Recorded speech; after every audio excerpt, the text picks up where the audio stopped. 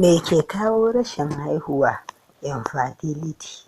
Rashin haihuwa shi ne rashin samun ciki, juna biyu, bayan shafe watanni 12 wato shekara guda. Ana samun jima'i tsakani ba tare da amfani da wata kariya ba ko maganin hana ɗaukar ciki. Sai dai abin larura, rashin haihuwa ba matsalar mace ba ne ita kaɗai, namijin ma matsalar na iya kasancewa daga gare sa, wanda kuma da yawa mazan kan zargin mata. Sai dai akan zargi matsalar daga mace idan matan mutum suka kasance biyu ne kuma ɗayar a ciki ya zamanto tana haihuwa, to shi ne sai a yi tunanin matsalar daga mace ne. Sai dai ba za a iya cewa mutum baya haihuwa ba ko da an shafe watanni 12 ba, har sai bayan shekara 5 tukun. Me ke jawo infertility? A dangane da namiji, duk waɗannan abubuwa na iya hana sa haihuwa. Na farko, ƙarancin ƙwayoyin halitta, ko sakamakon haka mutum ya tsinci kansa ko sakamakon yawan masturbation, hatsari da sauransu.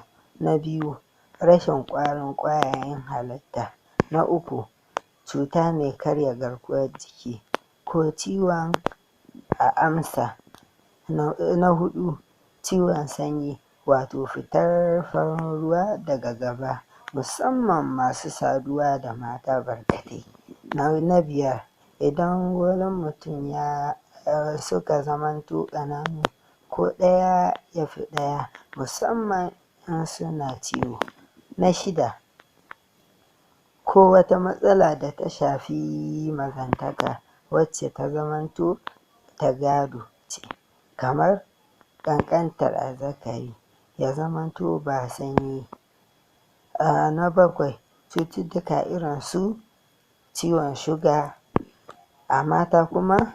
Na farko, sanyi da ke sa fitar ruwa daga gabansu, musamman in an yi sakaci ba tare da neman magani ba, zuwa UTI da cervical center.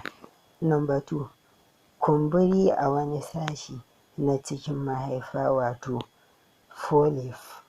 Na uku, ƙarin cikin mahaifa fibroids.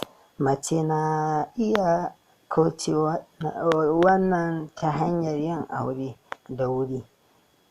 'Yan mata musamman a yanzu da yawa na haɗuwa da wannan larura ba tare da ovarian cyst ba.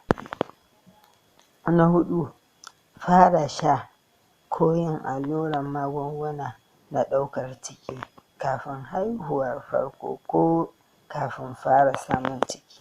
Na biyar, idan mace ta taɓa samun ciki a wajen mahaifarta uterus maimakon cikin mahaifar kamar yadda yake.